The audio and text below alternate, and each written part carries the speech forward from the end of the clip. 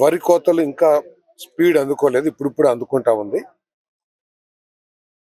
మొత్తం 2,15,000 ఎకరాల్లో ఇప్పటికి ప్రభుత్వం దగ్గర ఉన్న లెక్కల ప్రకారం 25,000 ఎకరాల వరకు 9,000 ఎకరాల వరకు వరి కోతలు పూర్తయినాయి. దాదాపు 25,000 టన్నులు ధాన్యం వచ్చింది. దాంట్లో 2,000 నుంచి 2,500 నుంచి 3,000 టన్నుల వరకు ఆర్ఎస్కేల ద్వారా మిల్లులకు తోలటం జరిగింది. వాళ్ళందరికీ కూడా 24 గంటల్లోనే పేమెంట్ వచ్చే కార్యక్రమం కూడా ప్రభుత్వం చేస్తా ఉంది. మిగతా ధాన్యం అంతా కూడా ఈ బీపీటీలకు, అంటే న్యాచురల్ గా మార్కెట్ లో ఉన్న డిమాండ్ని బట్టి వ్యాపారస్తులు, రైస్ మిల్లర్స్ కూడా ప్రభుత్వ ధర కంటే కూడా ఒక కొంత అధికంగానే తీసుకునే పరిస్థితి కనపడతా ఉందని చెప్పేసి మనం చేస్తాను. ఇప్పటికైతే రాబోయే రోజుల్లో కూడా రైతులకి ఎటువంటి సమస్య లేకోకుండా వాళ్ళు పండించిన ప్రతి గింజని కూడా ప్రభుత్వం మద్దతు ధరకు కొనిపించే విధంగా చర్యలు తీసుకోబడుతుందని చెప్పేసి కూడా మనం చేస్తా ఉన్నాము. మాయిశ్చర్ కూడా మరి లాస్ట్ టైం కలెక్టర్ గారు, మంత్రి గారు, మన ఇద్దరు మంత్రులు, ఎమ్మెల్యేలు అందరూ కూడా కూర్చుని మేము అనుకున్నది ఏమిటంటే, ఎక్కడైతే మాయిశ్చర్ తీస్తామో అది ఆర్ఎస్కోలో కానివ్వండి, లేకపోతే కలంలో కానివ్వండి, అక్కడే రైస్ మిల్లర్ రిప్రజెంటేటివ్ కూడా అధికారితో పాటు ఉండాలి.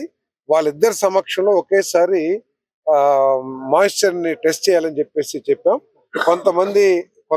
కొన్ని రైస్ మిల్స్ వాళ్ళు రాలేదని చెప్పారు.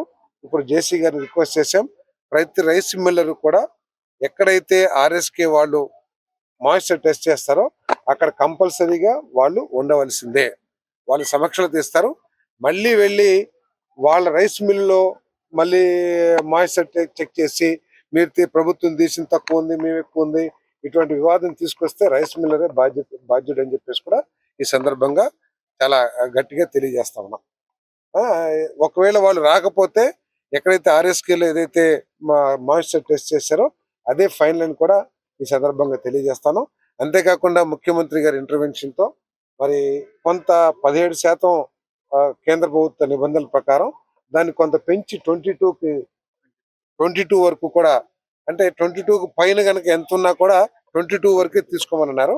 అంటే 17 to 22 5 పాయింట్స్, అంటే 5 kgs.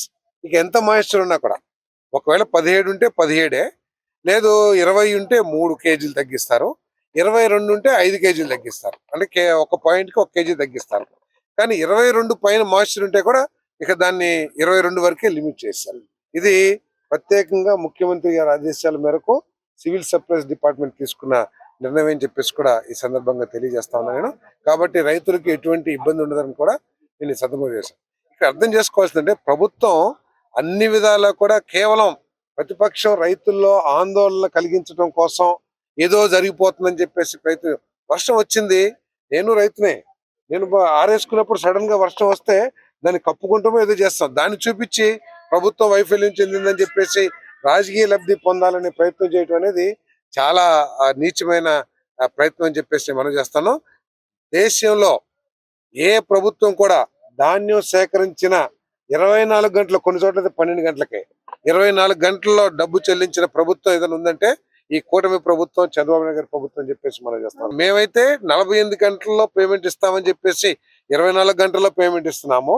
గత ప్రభుత్వం 21 రోజుల్లో ఇస్తానని చెప్పేసి దాదాపు 6-7 నెలలకు కూడా డబ్బులు చెల్లించలేని నిస్సహాయ స్థితిలో ఉండి రైతులు ఏ విధంగా నష్టపరిచిందో ఈ రాష్ట్రంలోని రైతులందరికీ కూడా తెలుసు అని చెప్పేసి మనం చేస్తాం. ఆఖరికి 1,600 కోట్లు ఎగ్గొడితే కాంట్రాక్టర్లు, తనకు కావాల్సిన కాంట్రాక్టర్లకి ఆదరాబాదరా బిల్లులు అన్ని కూడా చెల్లించుకున్నారు. కానీ ఎలక్షన్ ముందు రైతులకు చెల్లించాల్సిన డబ్బులు మాత్రం చెల్లించలా. కానీ బాధ్యతగా తీసుకుని రైతులకి ఆదుకోవాలనే ఉద్దేశంతో ప్రభుత్వం రాగానే మొట్టమొదటిగా 1,647 కోట్ల రూపాయలని రైతులు చెల్లించిన ప్రభుత్వం ఇది. రైతుల గురించి వేరే ప్రభుత్వం దగ్గర నుంచి, వేరే వాళ్ళ దగ్గర నుంచి నేర్చుకోవాల్సిన అవసరం ఈ ప్రభుత్వానికి లేదని చెప్పేసి మనం చేస్తాను. నేను రైతు సంక్షేమం కోసం ఈ ప్రభుత్వం పనిచేస్తుంది. ధాన్యం సేకరణలో రైతుకి ఎటువంటి ప్రకృతి వైపరీత్యాల మూలంగా వచ్చిన సమస్యని ఎవరూ చేయలేం. ఎంతవరకు మనం దాన్ని తగ్గించగలమో, ఆ నష్టాన్ని కానీ ఆ ఇబ్బందుల్ని కానీ ఎంతవరకు తగ్గించగలమో ఇప్పుడు ఉంది. యాక్చువల్గా 17 పాయింట్ల పైన ఎంత ఉన్నా కూడా కిలోకి 28 ఉందనుకోండి, 10 పాయింట్ 11 పాయింట్లకి 11 కిలో తగ్గిస్తాం. ప్రభుత్వం ఏం చేస్తుంది, ఇప్పుడు 22కి లిమిట్ చేసేసి ఎంత ఉన్నా కూడా అటువంటి సహాయకర నష్టాన్ని తగ్గించడానికి ప్రభుత్వం ప్రయత్నం చేస్తుంది కానీ వానల్ని ఆపలేదు, మంచుని ఆపలేదు. కానీ రైతుకి ఏ విధంగా మేలు చేయాలనేది ఈ ప్రభుత్వం ఆలోచన చేస్తుందని చెప్పేసి మనం చేస్తాను. ఈ ప్రభుత్వం రైతుకి గిట్టుబాటు ధర అందించాలనే లక్ష్యంతో పనిచేస్తుంది. దాంట్లో ఎటువంటి అనుమానం లేదు. కేవలం రైతుల్లో ఆందోళన కలిగించడం కోసం, రాజకీయ లబ్ధి కోసం ప్రయత్నం చేయటం నీచం అని చెప్పేసి కూడా మనం చేస్తాం. గతంలో ఏం జరిగింది అనేది మేము చెప్పక్కర్లా, అది రాజకీయంగా చెప్పినట్టుంటది. ఈ రాష్ట్రంలో ప్రతి ఒక్కరికి కూడా తెలుసు రాజ్యాంగం ఏ విధంగా ఎన్ని పాదాల మీద నడిచింది గతంలో. కాబట్టి ఆయన మాట్లాడదాం, ఆయన పోరు ఆయన చేసుకోమనండి. ప్రజలు పోరు చేసినంత మాత్రం, రోడ్డు మీదకి వచ్చేంత మాత్రాన ఆయన ఏదో ఇచ్చేస్తారనుకుంటే అది ఆయన అమాయకత్వం తప్పితే ప్రజలకు తెలుసు. గతంలో కూడా వై నాట్ 175 చేశారు, ఆఖరికి ఏం చేశారు?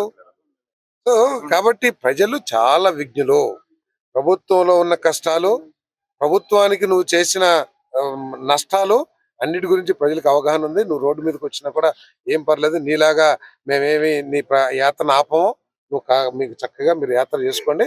ప్రజలు దైవ సమ్మానులు వాళ్ళు చక్కగా నిర్ణయించుకోండి. మన ప్రాంతంలో ధాన్యం కొనుగోళ్లు ఏ విధంగా జరుగుతూ ఉన్నాయి, రైతాంగం ఇబ్బందులు ఏ విధంగా ఉన్నాయి, మిల్లర్లు కానీ రైతు సేవా కేంద్రాల్లో రైతులకు ఏ విధమైన సహకారం అందుతా ఉందనేది పరిశీలన చేయడానికి విచ్చేసినందుకు వారికి హృదయపూర్వక ధన్యవాదాలు తెలియజేస్తున్నాను. ముఖ్యంగా డెల్టాలో దాదాపు సుమారు 1,00,000 ఎకరాల వేమూరు నియోజకవర్గంలో వరి సాగు అవుతా ఉంది. దెబ్బ మీద దెబ్బ డిసెంబర్లో వచ్చిన తుఫాను, వరదలు కానీ ఇప్పుడు రెండోసారి అకాల వర్షాలతో రైతు దాదాపు 10 రోజుల నుంచి చాలా టెన్షన్గా ఉన్నారు, భయపడతా ఉన్నారు.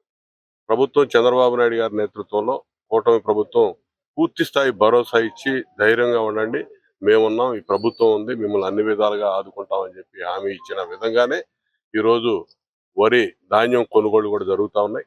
ఖచ్చితంగా ఎటువంటి ఇబ్బంది లేదు, నష్టం రాదు. గత 5 సంవత్సరాలు మనం చూసాం. ఇందాక మంత్రి గారు పాల్సాద్ గారు చెప్పినట్టుగా ఈరోజు ప్యాడీ ప్రొక్యూర్మెంట్ జరిగితే అది 2 నెలలకో 3 నెలలకో 6 నెలలకో డబ్బులు వచ్చినాయో లేదో కూడా తెలియనటువంటి పరిస్థితి. వాళ్ళ పార్టీ కింద స్థాయి గల్లీ నాయకులందరూ కూడా బ్రోకర్ల అవతారం ఎత్తి రైతును దోచుకున్నారు. ఈ రోజు నా దోపిడీ లేదు, ఎటువంటి దిగులు విచారం చెందాల్సిన అవసరం లేదు. రైతు అన్ని విధాలుగా కింద స్థాయి నుంచి కళ్ళాల్లో ధాన్యం ఉన్న కాడ నుంచి, రైతు సేవా కేంద్రంకి వెళ్ళిన కాడ నుంచి, మిల్లర్ దగ్గరికి వెళ్ళిన కాడ నుంచి, మిల్లర్లు చేస్తున్నటువంటి చిన్న చిన్న అవకతవకలు కూడా ఖచ్చితంగా అధికారులకు మంత్రి గారు ఆదేశాలు ఇచ్చాడు. అవన్నీ కూడా సరిచేస్తాం. ఖచ్చితంగా ఎటువంటి ఇబ్బంది లేకుండా పూర్తిగా ప్రతి గింజ కూడా చివరి గింజ దాకా కొనుగోలు చేస్తాం. కొనుగోలు చేసిన వెంటనే డబ్బులు పడే ఏర్పాట్లు కూడా ప్రభుత్వం చేసింది. కాబట్టి అందరూ కూడా ధైర్యంగా ఉండమని చెప్పి నేను ఈ సందర్భంగా వివరిస్తాను. మరిన్ని వీడియోస్ కోసం ఛానల్ ని సబ్స్క్రైబ్ చేయండి. లేటెస్ట్ అప్డేట్స్ కోసం వాట్సాప్ ఛానల్ ని ఫాలో అవ్వండి. ఆ లింక్ డిస్క్రిప్షన్ లో ఉంది.